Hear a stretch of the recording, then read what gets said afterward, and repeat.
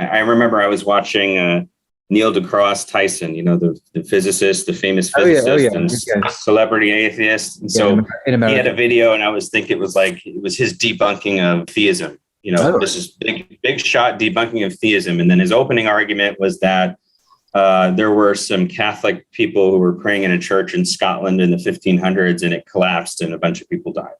And he thought, how could God allow this to happen to his worshipers? And this is theological jahiliyyah. This is just ignorance on his part. And I mean, those arguments have already been made. How would you begin an explanation in terms of the pushback on that, in terms of the atheist claim that this points to a world without God?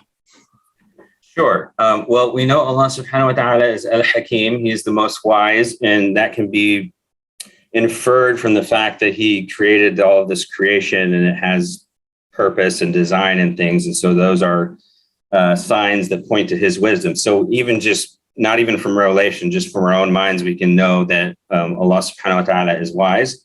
Yeah. But we don't know that the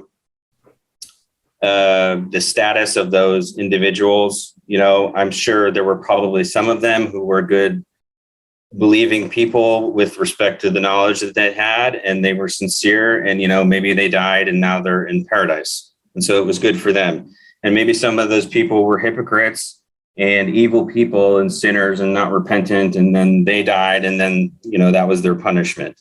Maybe some people survived that, and then they had changes of heart, and then they went on to become a good person again.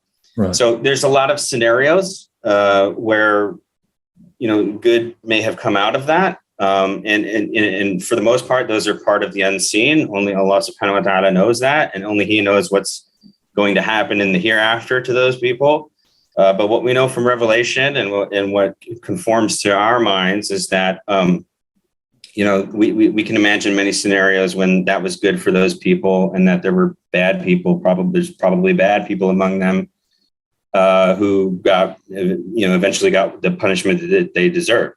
Right. So the atheist is wrong in this sense, because he is limited, radically limited the options available, the realities, the unseen, as you put it, that were in operation at that time, the unseen dimensions of existence. So in a sense, they've assumed the conclusion in their premise when they get shocked by these events, because they're not aware of these unseen dimensions of the justice and the paradise and the hellfire and the wisdom, the hikmah of God in creating this universe and the purpose of our existence in the universe. So all of these factors are taken away, and you're left with this narrowly conceived suffering in this church. And then he says, oh no, how can God exist in that reality, having already dismissed all these other realities in the process? So it's that's an interesting response.